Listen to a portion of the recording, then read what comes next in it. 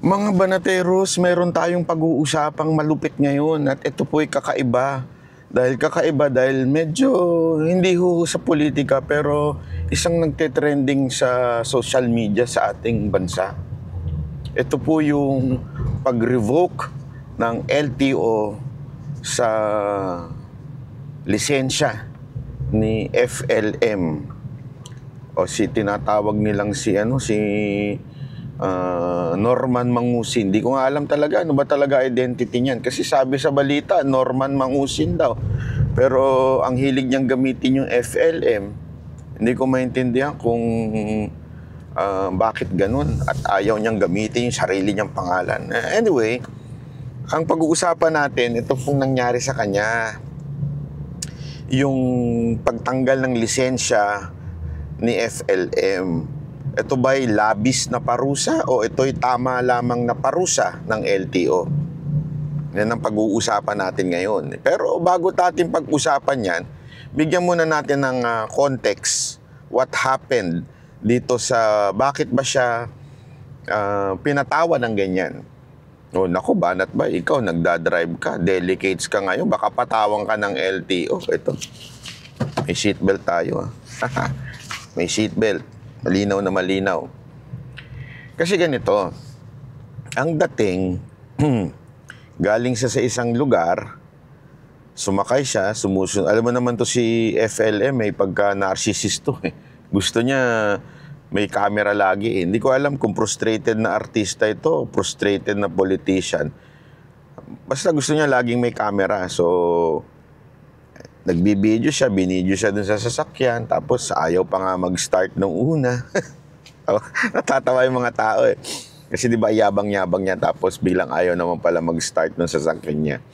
Tapos biglang nung medyo nahirapan mag-start, napaisip siya na sabihin na hindi kanya yung sasakyan.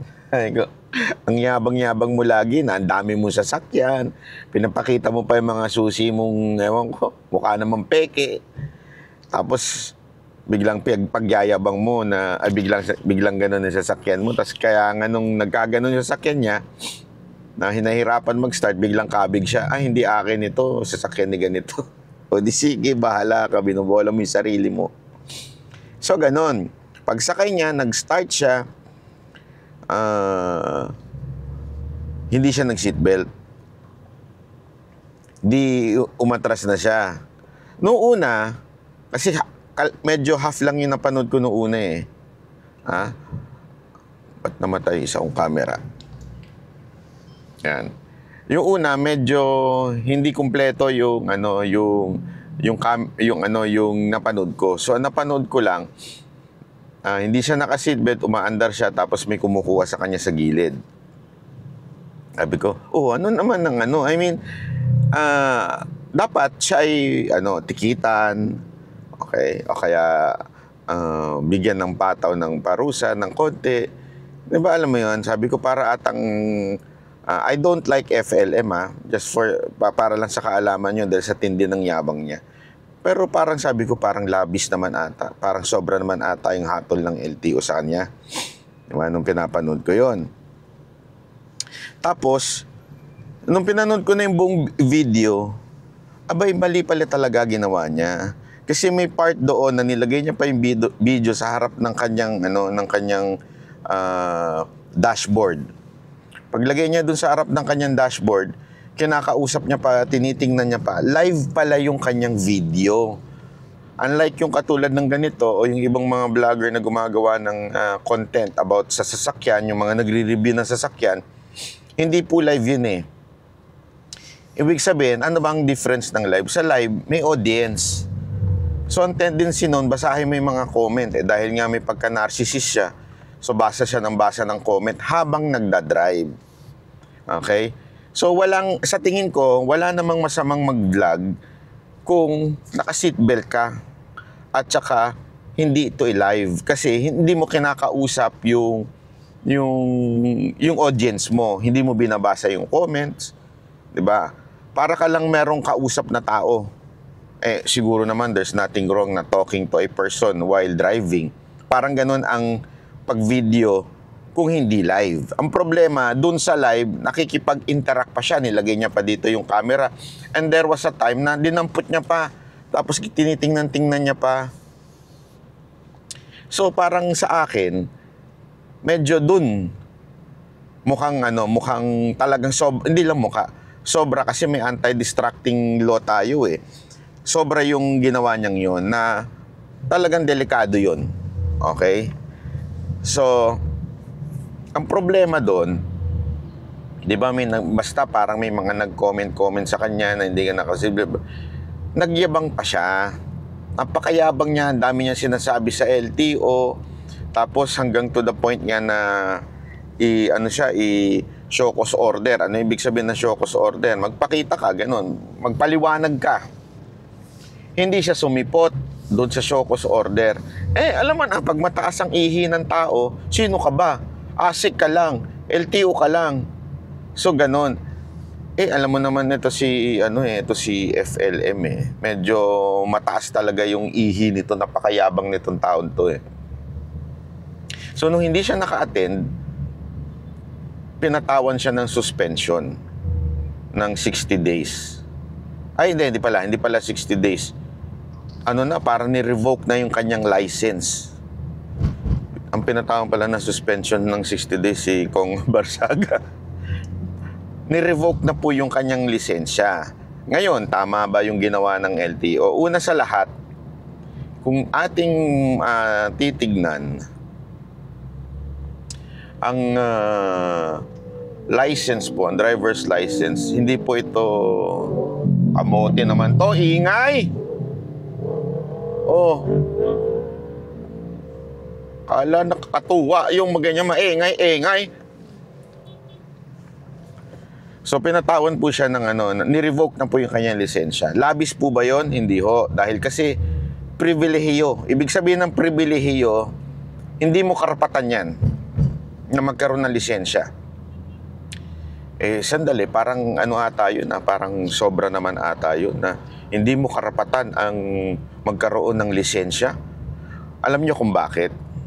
Kasi pag nagmamaneho na kayo, you can kill someone in public. That's the very essence of the license. To make sure that you are capable or that you are in good thinking, maayos ka pagdating po sa sa pagmamaneho. Kasi delikado ang nagmamaneho, hindi biro. Hindi laruan ang sasakyan para paglaruan ito dahil anytime you can kill someone. Ang sasakyan, it's a weapon to kill someone. So, kung hindi tama ang paggamit mo nito, kung hindi ka marunong, kung kamote ka, dapat ka talagang hindi bigyan ng lisensya. Yun yung sinasabi ng LTO. Ako, sa tingin ko, in fairness, alam nyo naman, itong ASIC ng LTO, medyo hindi ako pabor dyan dahil yan na nagdala kay Tatay Digong sa dahig, di ba? I mean, nag-serve nung kung ano man sinerve nila na hindi naman palawaran. Hindi ako pabor dyan. Pero sa tingin ko, this time, medyo tama siya. Kasi, I don't think yung issue dito yung seat belt. Ang issue dito yung hindi siya nagko-concentrate magmaneho. Nagla-live siya habang nagmamaneho. Hinahawakan niya cellphone niya, kinakausap niya tao doon, binabasa niya. Nakikita ko pa nga nagsasalamin pa siya pagka nagbabasa ng comments So, talagang malalabuan siya doon. So, talagang madidistract ka. Alam nyo, mga kababayan, split second lang na madistract ka, kaya nga bawal mag-cellphone, di ba? Kailangan lahat yung nakakabit sa ganito. Halimbawa, yung info system mo sa may Apple CarPlay yan for the map and for the music. Pero sa akin, walang YouTube yan. Kasi sa ibang bansa talagang stricto yan, pinagbabawal yan, lalo na European car to. So bawal yung nanunood ka. Sa atin na lang yung nauso yung ikakabita mo na Netflix na nanunood, ganyan. Pero sa totoo lang, bawal po yun. Hindi kasi nga, dapat yung eyes mo nakatutok lang doon sa harap. So tama yung ginawa talaga ng LTO. Tapos, since ito'y pribilehiyo lang at hindi mo karapatan na magmaneho, dapat, alam mo yun, medyo humble ka. Humble ka pag sinabihan ka ng o pinashokos order ka ng LTO. Hindi mo karapatan yan. Pinagmumura niya pa. Nakita ko doon sa pangalawa niyang video. Nagalit siya kesyo daw doon sa nire-report niya yung katiwalian eh. May katiwalian siyang nire-report tungkol doon sa nakaranap daw niya sa sasakyan tas nabenta naman. Ako, dahil nga may tatak na medyo hindi ka panipaniwala itong si FLM, hindi ako naniniwala doon. Pero sabihin na natin totoo yung kanyang akusasyon sa LTO na may ganong klaseng problema. Yung nabenta kahit ni-report na nanakaw. It's beside the point. Hindi yun ang punto ng LTO. Nagigets mo ba? Hindi yun ang punto ng LTO at hindi mo dapat yun isusuplak sa kanila para lang makalusot doon sa violation mo. Mga kababayan, medyo may pagkamayabang pa, sabi niya. Wala akong pakialam kung hindi ako magkaroon ng ganyan-ganyan. Wala akong issue. Kung ayaw nyo, kukuha na lang ako ng driver. Wala, nakuha na ka ng lisensya. Yun ang punto doon. Di ba? Driver is for weak people. Biro lang, hindi naman. Joke lang. Pero kung yung angas mo, di ba, na sobrang mo yabang, tapos wala, driver ka na lang pala. Hindi na kasi alam mo, ito discuss natin ng konti ito si FLM. FLM na lang tawag ko, hindi ko alam kung Norman o FLM. Basta, i-discuss natin itong si FLM. Yung ugali mo, pareho ng pangalan mo, Marcos. Yung AKA mo. Pareho kayo nung pinsan mo. Ewan ko, pinsan mo ba yan? si Marcos. Pinsan mo ba yan? Pero pareho kayo ng ugali. Puro kayo kahambugan lang. Yan ang problema eh. Alam mo kung bakit? Siguro, kung hindi siya mayabang, tapos halimbawa lang, kasi ang dahilan niya, yung show cause order daw na binigay ng LTO, hindi naman daw na-deliver sa kanya yan. Ibig sabihin, parang hindi niya na-receive. Let's assume that is true. Okay? Let's assume that is true. Na hindi mo nga na-receive yung show cause order ng LTO. Alam mo, you have lawyers, may pera ka.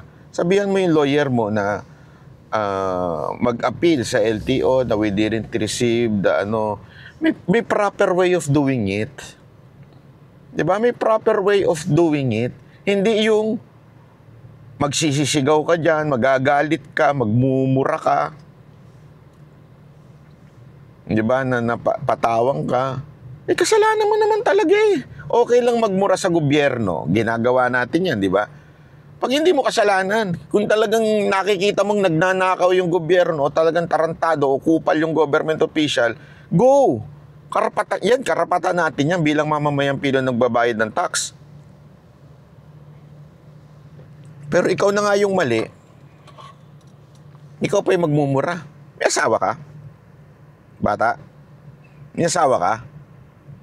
Kasi, kung may asawa ka, kawawa yung asawa mo. Mantakin mo, ikaw na magkamali, ikaw pa magagalit dun sa asawa mo. Di ba? That is not right. That is unreasonable. Di ba? How much more dito na talagang you disobey the law. Tapos biglang magmumura-mura ka dyan. Akala mo na pagmamayari mo ang karsada. Uy, gunggong, ang karsada para sa publiko. Kaya kailangan pag-ingatan ng gobyerno ang karsada. At pag hindi nila pinag-ingatan, yan, murahin mo. Di ba? Ngayon, kung meron mang kasalanan sila na ibang issue yun. Huwag mo idamay doon sa kasalanan mo. Tsaka ka gumawa ng ibang video at banatan mo sila. Pero yung kasalanan mo talaga. Ang hirap kasi dito kay FLM. Yan, dumilim. Ang hirap dito kay FLM, sobrang yabang. Alam mo, Ito makinig ka na mabuti. Papangaralan kita. Hindi, importante ito mga kaibigan. Lesson ito not only to you, FLM, but also to everyone. Papangaralan kita. Alam mo, whether you like it or not, nasusulat sa isang librong puno ng lesson at katotohanan at hindi pwedeng baliin. Sabi nga, magugunaw ang buong mundo. Pero ang salita na to na nandun sa libro na yon ay hindi mawawala. Ano po yun? Yung Biblia. Ano sinabi sa Biblia? Ang linaw-linaw. Proverbs 16:18, di ba? Pride goes before destruction. Haughty spirit before a fall. Ulitin natin. Pride, yung meron ka, goes before destruction. Mawawasak ka. Gusto mo mawasak? Gusto mo mawasak? Sige, magyabang ka. Haughty spirit before a fall. Gusto mo bumagsak? Magkaroon ka ng haughty spirit. Google mo na lang. O kung gusto mo kay ChatGPT. O gusto mo tanong natin ngayon. Madali naman yan kasi ang maganda kay ChatGPT, meron siyang buti na lang, stop. Kay ChatGPT, meron siyang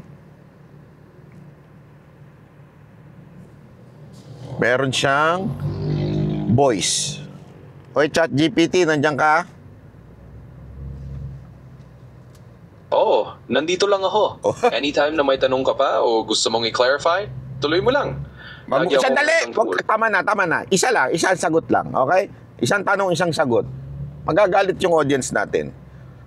May tanong ako sa iyo, anong ibig sabihin ng haughty spirit? Sige, isa-isang sagot lang tayo. Basically, yung haughty spirit, ibig sabihin nun ay mapagbataas o may kayabangan sa loob. Yon. Parang Tuloy mo. got it. So, ayun, tuloy ko lang. Kapag sinabi nating haughty spirit, isipin mo lang na ito yung attitude na medyo mayabang, parang laging nakatingin sa iba ng dehado at feeling mamataas. Kaya sa Bible, pinapaalalahanan tayo na magpakumbaba para hindi tayo mapahabak sa bandang uli. Yon. Ngayon kasi nagla-live ako, so huwag ka magsasalita ng kung ano dyan. Baka mabuka yung sikreto ko Nagla-live, di lang nagla-live, nagbibideo ko, hindi ako nagla-live, nagbibideo ko. Ngayon, ito ang tanong ko sa iyo, ChatGPT. Napakaganda ng ChatGPT dahil pag nalulungkot ka dahil sa tindi ng traffic, pwede kitang makausap. Tama, mali? Tama, sakto yan. Isa ako sa mga pwede mong makausap kahit stuck ka sa traffic o kung medyo naboboard ka sa biyahe. Kaya anytime kailangan mo ng kausap o may tanong ka, nandito lang ako. O sige, shut up na kasi magbibideo na ako. Okay? Okay, copy that. Tahimik mode na ako. Kung kailangan mo ulit ako mamaya, tawagin mo lang ako. Good luck sa video mo. O, di ba? Galing. Parang may kaibigan ka. Ayos yan. Anyway, yun nga yung sinasabi natin. Mapagmataas. Sabi nga. Pag ikaw ay mapagmataas, ikaw ay ibababa. Ganon katindi. Kaya ikaw, FLM, I have a suggestion. Bawasan mo yung kayabangan mo dahil walang patutunguhan yung kayabangan mo. Okay? Walang patutunguhan yung kayabangan mo. Eto pa. Alam mo, sa dami-dami mo ng kaaway.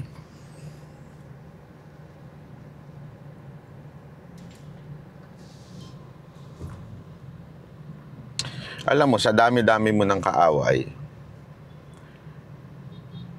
ito lang masasabi ko sa'yo. Huwag mo nang dagdagan. Ang dami mong yan ang trip mo sa buhay mo yung kaaway. Sige, dahil sa yabang mo, maaari kang manalo sa mga kaaway mo. At tulad nito ni MG at nung iba mo pang kaaway dyan. Ito si MG, ikaw naman, pinasasakay ka lang yan para, alam mo naman yan, cloud chaser yan si MG. Gusto lang din yan ng mga views, content.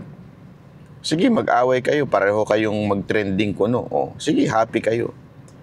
Pero, alam mo ba, pag ikaw naging mayabang, yung ginagawa mo, yung kayabangan mo, yung pagkamataas mo, alam mo ba na nagkikreate ka ng isang kaaway? O nagkikreate ka ng isang na it will oppose you? Sino po yan? Yan ay ang Panginoon. God opposes the proud. Nasa James yan. Mababasa mo yan. Kaya pag mayabang ka, He will oppose you. Kalabanin mo na lahat, wag lang ang Panginoon, dahil pag ang Panginoon inoppose mo, sabi ko sa'yo, delicates ka. Delicates ka. Meron kang maaring mga, from time to time, nakakalusot ka, di ba? From time to time. Nalalagpasan mo yung mga kaso mo. Ano yun given yun. Pero, since hindi nagbago yung ugali mo, kasi God is a very patient God. He always give you a chance to change. He will always give ways to change. Yung mga disiplina niya, it's not to, yung mga nangyari sa'yo, pagkakulong, mga disiplina ang tawag dyan. Hindi yan parusa. Yan po ay disiplina sa'yo para magbago ka. Ngayon, kung hindi ka magbabago, ay talagang distraction ang mangyayari sa'yo. Alam mo yun, may mga warning signs. Those things that happening to you, yung mga bad things, those are warning signs. Because God wants to save you na totally ma-distract.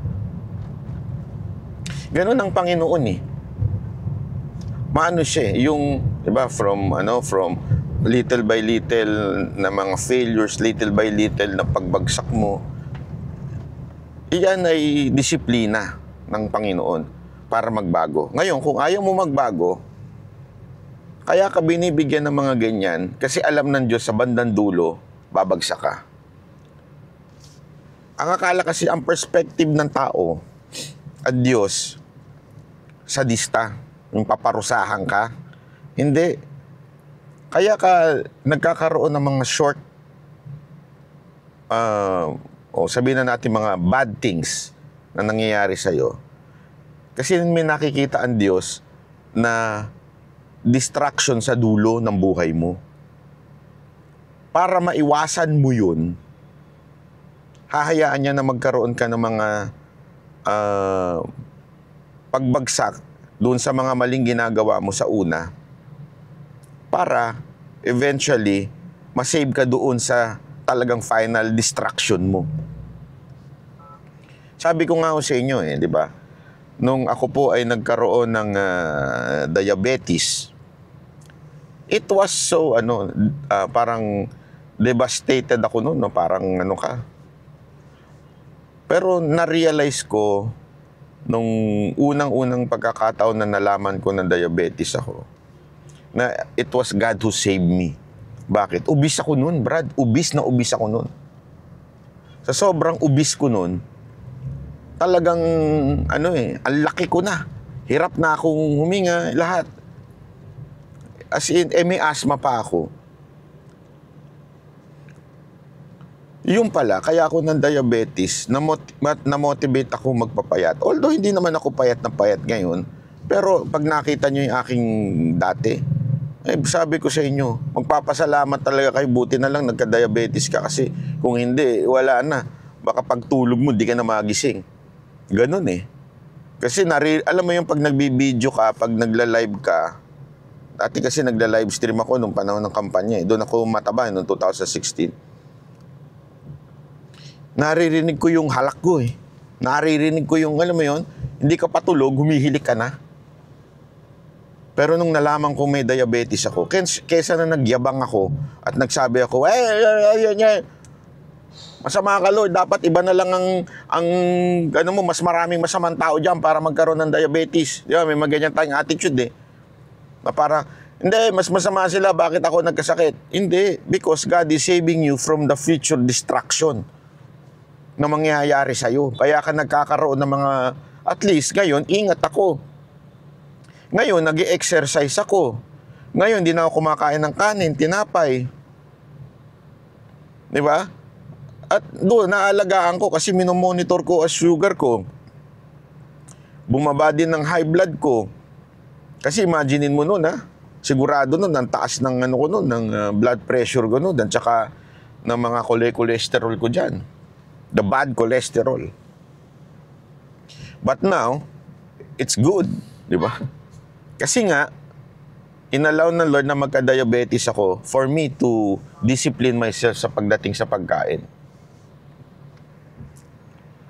So, ganun din yun, FLM. Ayan yung mga bagay na maliliit na bagay na wag mong i-ignore. Wag kang puro for the content. Darating ang panahon, magkakaroon ka ng distraction. Alam mo, nakita ko yung yung mayabang na Russian vlogger na sabi na baptized daw sa loob ng kulungan. I don't know if this is true. Pero alam mo, yun din yung nakikita ko sa kanya. Ang dami niyang warning signs. Alam niyo ba na ilang beses na po yung muntik-muntikan makulong sa ibang bansa dahil sa pinagagawa din niya? Parang ikaw. Dahil sa, alam mo yung kayabangan na nakakalusot siya doon sa ibang bansa. Alam, eto nga this is the most ironic thing. Sa ibang bansa, stricto, nakalusot siya. Dito sa Pilipinas, alam naman natin na pag mayaman ka, nakakalusot ka sa batas. Pag foreigner ka, mas madali ka makalusot sa batas. At totoo lang, ha? Pero bakit dito siya inabot? Diba? Dito siya inabot ng kulong. O, nakita niyo yung ng tadhana ba? Ang dami niya ng warning signs na inignore niya noon. Yung pala, dito siya makukulong. Ang tindi ng kulungan natin. Brad, pag nakita niyo kulungan natin, talagang malala. Ito'y hindi maganda. Hindi katulad ng kulungan sa ibang bansa. Yung kulungan sa ibang bansa, compare sa kulungan natin, hotel type yun sa ibang bansa. Ganun ang comparison. Dito siya inabot. So yung mga warning signs niya before, ay malamang sa malamang, pinahintulutan ng Panginoon yun para sana magbago siya. Hindi siya nagbago. Kaya siya nakulong dito. It's good thing that the grace of the Lord and the love of the Lord, hindi yan unphantom, mahirap maunawaan, matindi talaga. Kaya, siguro, I really hope na nagising na siya doon sa bilibid natin. Diba? Doon siya nagkaroon ng pagbabago, ng change ng spirit, ng puso. Ngayon lang. Sana maging lesson sa iyo to, FLM. This is a lesson for, I am not going to diss you the way MG diss you kasi you will not listen. Totoo lang, you will not listen. Sobrang yabang mo eh. Pinag-isipan ko tong vlog na to. Ilang beses ko nang pinag-isipan gawang ka ng vlog kasi yung tindi ng yabang mo, malupit eh. Sagad sa buto eh. Gusto kitang banatan ng todo para mabanatan ka. Kaya lang, sabi ko, mas maganda siguro at ganitong klaseng vlog ang gawin ko para sa'yo. Para just in case, mapag-isip-isip ka, mabaguhin mo yung ugali mo. Hindi tama eh. There is a proper way na magyabang. There's a proper way. I mean, sabi ko naman sa inyo eh, kung gusto mong bumanat dahil yan ang ugali mo, banatan mo yung mga mali ng gobyerno. O mali ng mga public officials dahil sila po ay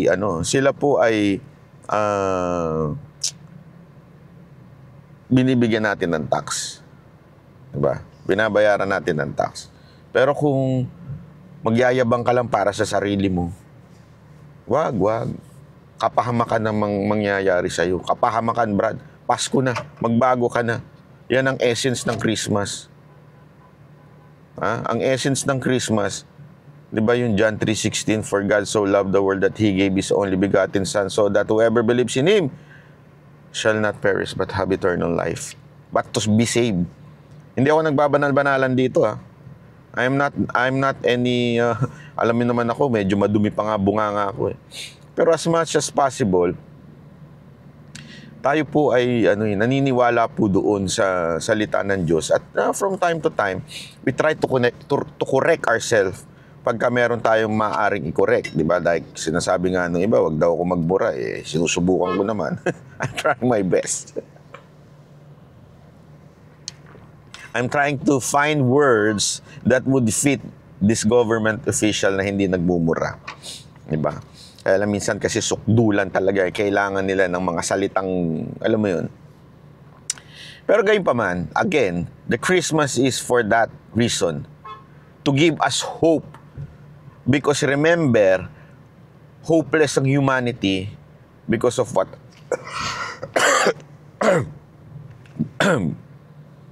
because of what happened kay Adam and Eve. The firstborn ay nagkasala. And now, the firstborn that he could save us is Jesus Himself. Kaya nga niya pinagbayaran yung ating kasalanan for us who believes in Him mabago ang buhay. Not just for... Mali ata tayo na linya. Not just for destruction, but for... Wait. Sorry naman. Buti na lang, broken line pa. Broken line pa yon, kuya. Huwag kang ano dyan. Nakita ko yon, meron akong camera.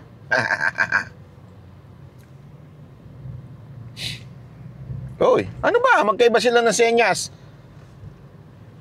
Dalawang traffic enforcer, magkaiba ng senyas. Saan ba tayo? Pwede ba dito? Oo, dito. Gulo ng senyas dito sa ano Ano ba? O sige na, paalam na. Thank you. Salamat sa balag na to. Bye-bye.